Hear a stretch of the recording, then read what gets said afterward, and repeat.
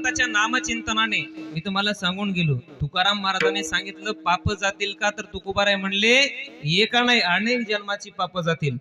त्या नामचिंतनाची एवढी ताकद आहे महाराज, साधारण पापी नाही, महाहत्तारी महापाप्याचा सुद्धा भगवंताच्या नामचिंतनाने उद्धार झालेला आहे. त्याचं एक उदाहरण द्यायचं झालं तर रामायणातलं वाल्या कोळ्याचं उदाहरण आहे बघा. वाल्या कोळी कसा होता हो? वाल्या कोळी महाहत्यारी नामे तारिला निर्धारी घेता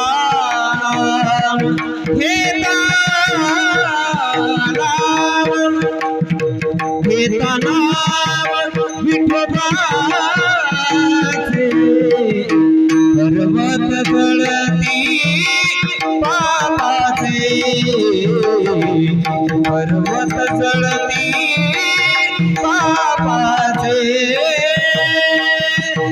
वाल्या कोळ्यात आपण पाप केलेलं